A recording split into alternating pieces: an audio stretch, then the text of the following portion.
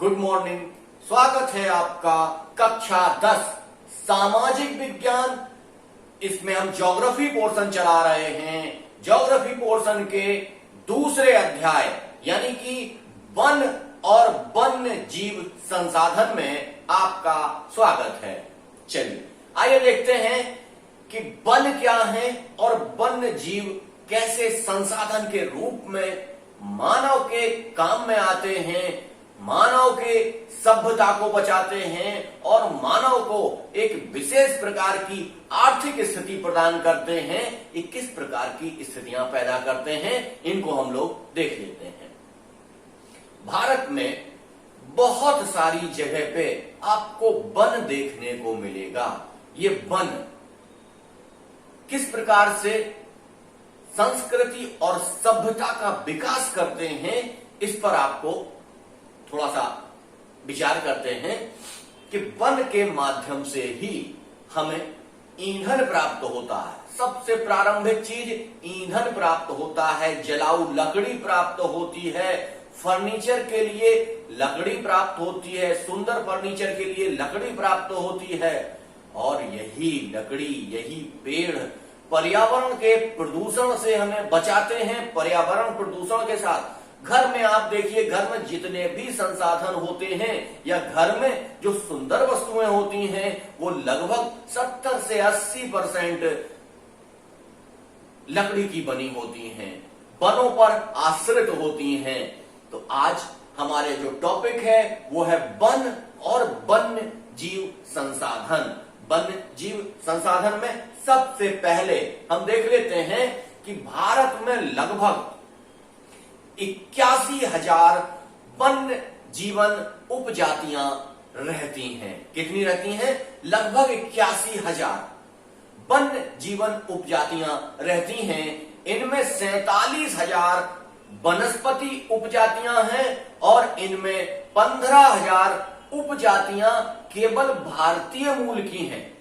जैसे बहुत सारी जातियां, उपजातियां बाहर से भी आई हैं, लेकिन इसमें जो 15,000 ऐसी उपजातियां हैं जो केवल भारत में ही पाई जाती थीं। तो ऐसी प्राकृतिक जैव विविधताओं से भरा हुआ भारत देश, जिसमें बहुत सारे पशु, जैसे आप देख लीजिए, हमारे लिए क्या आवश्यक है? दूध आवश्यक है। दूध हमें कहां से प्राप्त होता है? गाय से प्राप्त होता है, भैंस से प्राप्त होता है। इन सारे जानवरों को हम कहां से प्राप्त करते हैं? जंगल से प्राप्त करते हैं। यही वो पशुधन है जो हमें प्रारंभ में जंगल में प्राप्त हुआ और इसे हमने अपना पालतू जानवर बना लिया। शहरी क्षेत्रों में आप देखिए, तो शहरी क्षेत्रों में हमें अपनी सुरक्षा के लिए कुत्ते की आवश्यकता पड़ती है। तो कुत्ता कहां से प्राप्त हुआ? जंगल से प्राप्त हुआ। ये कुत्ता आज हम देखते हैं कि सैकड़ों प्रजातियां कुत्तों की पाई जाती हैं। इन सैकड़ों प्रजातियों में हर घर में एक कुत्ता बैठा हुआ नजर आता है। तो ये सारी की सारी जातियां, उपजातियां, संसाधन किस तरीके से इन जातियों को संसाधन बना के मनुष्य ने अपने प्रयोग में लाना प्रारंभ किया, और वन किस तरीके से मानव के लिए हितकारी बने। संपूर्ण जीवन में अगर आप देख लीजिए तो बगैर लकड़ी के या बगैर फर्नीचर के आपको जीवन अपना अधूरा लगने लगेगा।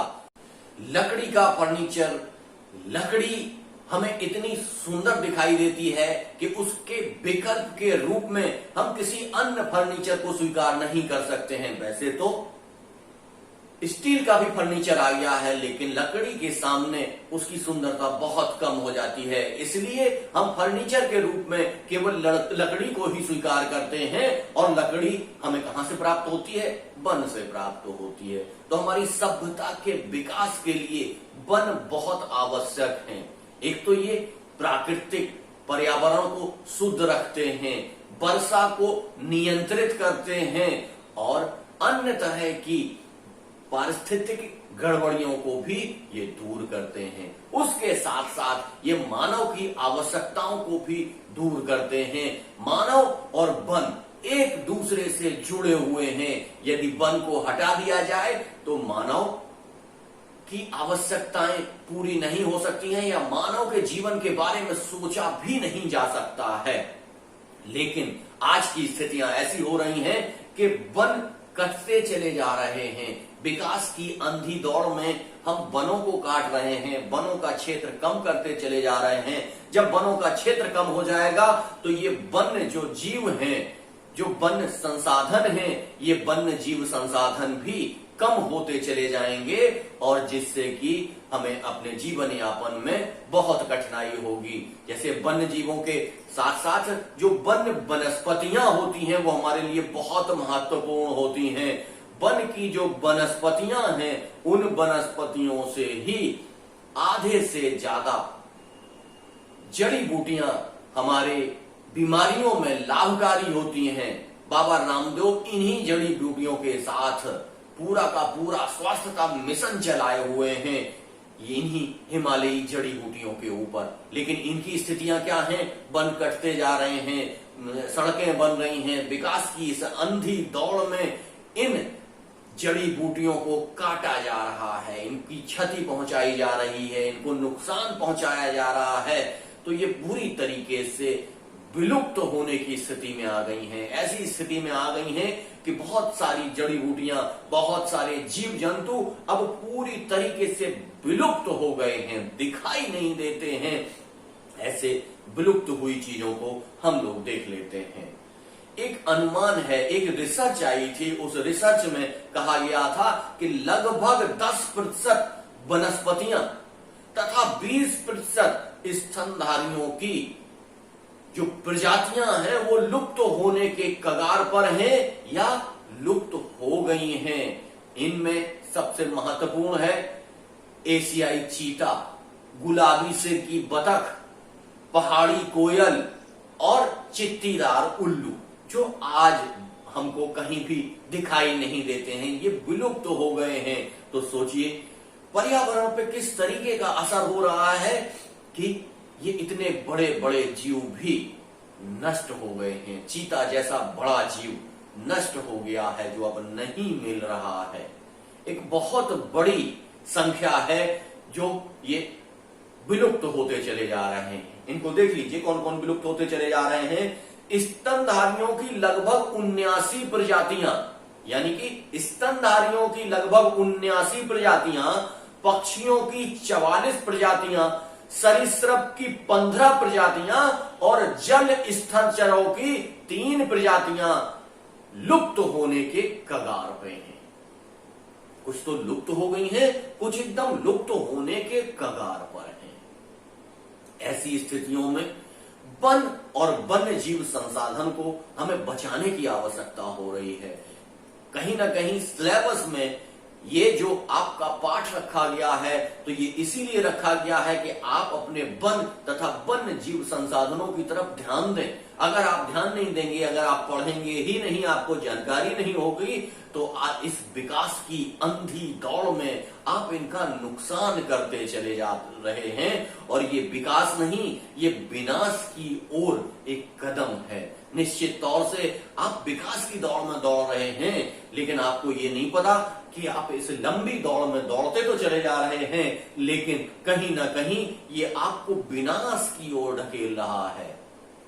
अचानक आने वाली बारिश, बहुत सारी एक साथ बारिश होना, बादल फटना, भूकंप आना, ये सारी वो घटनाएं हैं जो मानव प्रदत्त हैं। मानव ने कहीं ना कहीं अत्यधिक प्राकृतिक संसाधनों का दोहन किया, जिनके माध्यम से ऐसी स्थितियां उत्पन्न हो रही हैं। चलिए देख लेते हैं इसमें कि कौन कौन सी बहुत सारे वनों की क्या स्थिति है भारत में। भारत में कितना वन पाए जाते हैं और किन किन स्थितियों में हैं, उनको देख लेते हैं। भारत में 6,37,293 वर्ग किलोमीटर क्षेत्रफल में वन है। कितने? 6,37,293 वर्ग किलोमीटर में वन है, जो कि कुल क्षेत्रफल का 19.39% है। कितने हैं? 19.39%। जबकि माना जाता है एक अच्छी संस्कृति में लगभग 30% या 27% वन होने चाहिए, लेकिन हमारे पास कितने हैं? 19.39% ही वन हैं। बाकी वन समाप्त होते चले जा रहे हैं। इन वनों में थोड़ा सा विभाजन भी है, उन विभाजन को समझ लीजिए कि वनों का जो प्रकृति है वो सघन वन है 11.48%, जो खुले वन है वो है 7.76% और 0.15% मैंग्रोव के वन हैं, जो आप जानते हैं सुंदरवन डेल्टा में पाए जाते हैं, मैंग्रोव के वन हैं। तो ये सारे वन इस श्रेणी में पाए जाते हैं और इन श्रेणियों में इनका विनाश हो रहा है, या कह लीजिए इनका विकास नहीं हो रहा है। विकास की अंधाधुंध दौड़ में मानव मॉडर्नाइजेशन के लिए इन सारे वनों को हानि पहुंचाता चला जा रहा है। अब हम लोग जीवों की उन प्रजातियों के बारे में समझ लेते हैं कि जीवों की कौन कौन सी प्रजातियां और कौन कौन सी स्थितियां ऐसी हैं जिनको हम अलग अलग ढंग से वर्गीकृत कर सकते हैं। एक इंटरनेशनल संस्था ने इसको वर्गीकृत किया है, उस वर्गीकरण को पूरा हम यहां समझ लेते हैं। सबसे पहले इसमें देख लेते हैं सामान्य जातियां। सामान्य जातियां कौन कौन सी होती हैं? ऐसी जातियां जिनकी संख्या ठीक है, जो जीवित रहने के लिए उपयुक्त हैं और जीवित हैं, जिनकी संख्या ज्यादा है, उनके विलुप्त होने का कोई कारण नहीं है। आज ऐसी परिस्थिति है कि उनके जीवन पर कोई खतरा नहीं है। ऐसे जीवों को, ऐसे जंतुओं को, ऐसी वनस्पतियों को सामान्य जातियों की वर्गीकरण में रखा गया है। दूसरा वर्गीकरण है इसमें संकटग्रस्त जातियां, यानी कि कुछ जातियां ऐसी हैं कि उनके ऊपर संकट आ गया है, वो अपनी इस कठिन परिस्थिति में सरवाइव नहीं कर पा रही हैं, तो वो संकटग्रस्त परिस्थितियां, विषम परिस्थितियों के कारण इनकी संख्या कम हुई है। अब कम हुई है संख्या, तो ये कहीं ना कहीं अगर ऐसी ही स्थितियां चलती रहीं तो इनकी संख्या कम से कम होती चली जाएगी और एक दिन ये भी उस बतख की तरह, गुलाबी सिर के बतख की तरह विलुप्त हो जाएंगे। इनमें कौन कौन से जीव आते हैं उसे हम देख लेते हैं। इसमें आते हैं काला हिरण, मगरमच्छ, जंगली गधा, गेंडा, शेर, मणिपुरी हिरण। मणिपुरी हिरण, इन सब जानवरों को रखा गया है। यहाँ तो उदाहरण के लिए हम कम ही नाम आपको बता रहे हैं, वैसे इसकी सारी लिस्ट आपको इंटरनेट पे उपलब्ध हो जाएगी। चलिए अब हम देख लेते हैं सुभेद जातियां। इसका एक और विभाजन किया गया है जिसको कहा गया है सुभेद जातियां। इनकी विषम परिस्थितियां ठीक नहीं की गई तो ये संकटग्रस्त जातियों की श्रेणी में सम्मिलित हो जाएंगी, यानी कि इनके सामने भी कठिन परिस्थितियां उत्पन्न हो रही हैं, लेकिन वो परिस्थितियां अभी कम हैं। अगर उन परिस्थितियों को नहीं हटाया गया तो ये संकटग्रस्त जातियों में आ जाएंगी, और ये संकटग्रस्त जातियों में आ जाएंगी, धीमे धीमे ये लुप्त हो जाएंगी, लुप्त श्रेणी में आ जाएंगी। इसलिए इन सुभेद जातियों के भी जो संकट की स्थितियां हैं, उन संकट की स्थितियों को दूर करना पड़ेगा।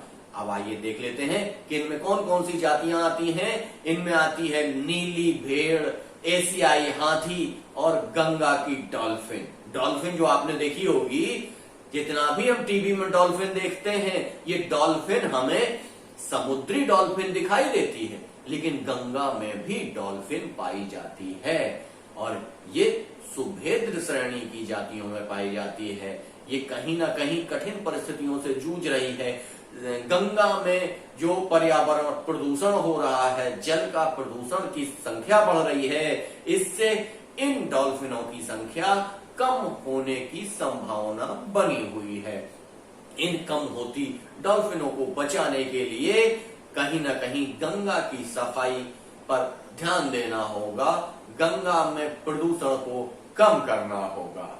अब आइए देख लेते हैं अगला विभाजन। अगला विभाजन है दुर्लभ जातियां।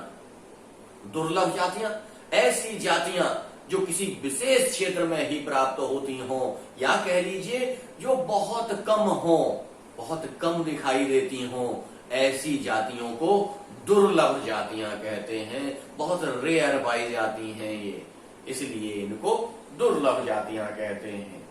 अब चलते हैं स्थानिक जातियों पर।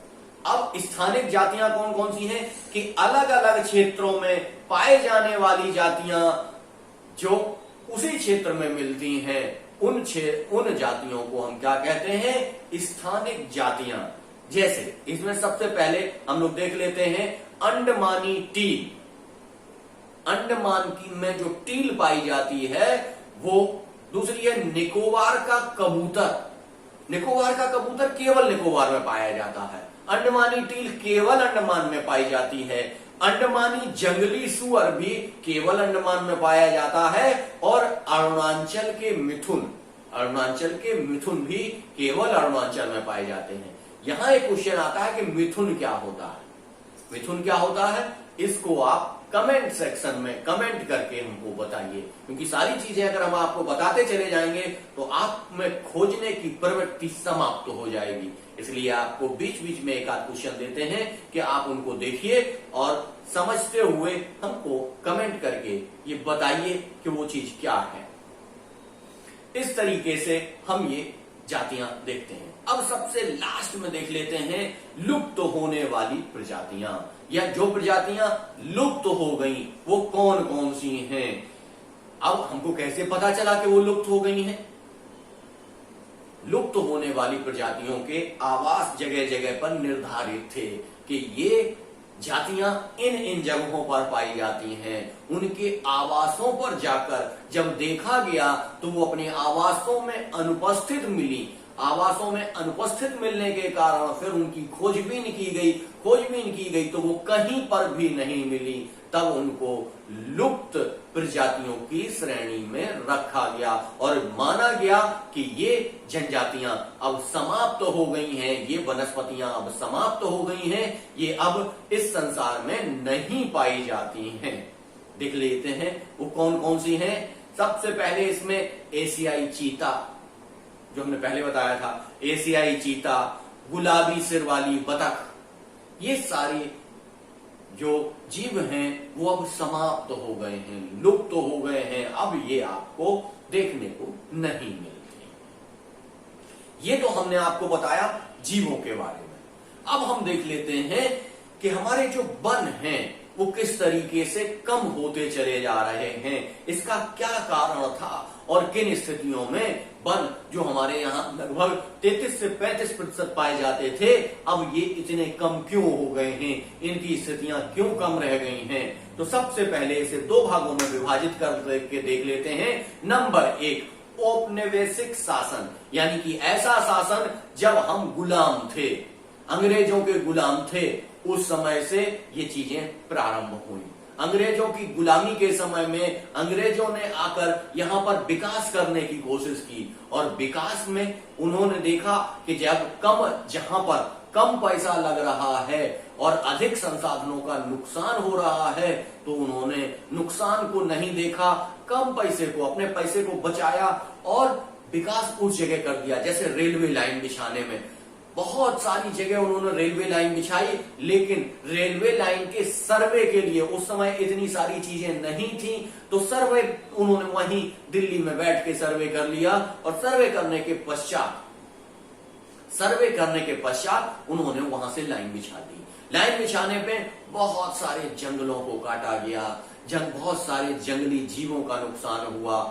तो ये सारे जंगली जीवों का नुकसान औपनिवेशिक शासन काल में हुआ, क्योंकि अंग्रेज हमें लूटने के लिए आए थे, हमसे पैसा कमाने के लिए आए थे, तो वो हमारे संसाधनों का दोहन कर रहे थे, वो हमारे संसाधनों का संरक्षण नहीं कर रहे थे। ऐसी स्थिति में हमारे संसाधन कम से कम होते चले गए और आज आप देखिए, अभी हमने आपको बताया कि 19% वन ही भारत में पाए जा रहे हैं। चलिए, इसका दूसरा जो विभाजन है कि स्वतंत्रता के पश्चात भारत की नीतियां। स्वतंत्रता के पश्चात भारत ने जो नीतियां बनाई या अपना योजनागत विकास शुरू किया, उस योजनागत विकास में कहीं ना कहीं अंग्रेजों के पद चिन्हों पर चलते हुए ही विकास प्रारंभ कर दिया। अंधाधुंध विकास की इस दौड़ में लग गए। उन्होंने संसाधनों के क्षरण को नहीं देखा, उनके विनाश को नहीं देखा और एक अंधी दौड़, विकास की अंधी दौड़ में लग गए। जब कुछ समय पश्चात पर्यावरणविदों ने इस पर ध्यान आकृष्ट करवाया, स्वयंसेवी संस्थाओं ने इस पर ध्यान आकर्षित करवाया, तब सरकार का ध्यान इस पर गया और कहीं ना कहीं अब जंगल का और वन्य जीवों के संरक्षण के लिए अनेक उपाय किए गए। आज का सेशन हम यहीं तक रखते हैं, इसको कल और विस्तार से देखेंगे और इसको अगले सेशन में समाप्त करेंगे। हाँ, एक महत्वपूर्ण सूचना, यदि आपने इस चैनल को सब्सक्राइब नहीं किया है तो इस चैनल को सब्सक्राइब कर लीजिए। अगर आपको वीडियो पसंद आया है तो लाइक करिए, शेयर करिए और कमेंट के माध्यम से हमको बताइए कि इसमें क्या क्या अच्छाइयां हैं और किन चीजों में सुधार की आवश्यकता है। हाँ, एकदम परेशान मत होइए कि सर अभी पढ़ाते हुए चले जा रहे हैं, क्वेश्चन आंसर कब होंगे। तो इसमें मैंने आपको बताया है कि मैं आपको बहुविकल्पी क्वेश्चन पूरी तरीके से करवाऊंगा, एक एक बहुविकल्पी क्वेश्चन कराऊंगा और शॉर्ट आंसर टाइप और लॉन्ग आंसर टाइप क्वेश्चन आपको पीडीएफ के माध्यम से उपलब्ध कराऊंगा। लेकिन ऐसा नहीं है कि एक बार मैंने जो कह दिया वही हो जाएगा। अगर आपकी परीक्षा के पहले टाइम हमारे पास रहा तो हम आपको ये लघु उत्तरी और दीर्घ उत्तरी यानी कि शॉर्ट आंसर टाइप और लॉन्ग आंसर टाइप क्वेश्चन को भी विस्तार से समझाएंगे कि किस क्वेश्चन में कैसे लिखना है और कितना लिखना है। इससे आपको सर्वोत्तम अंक प्राप्त होंगे।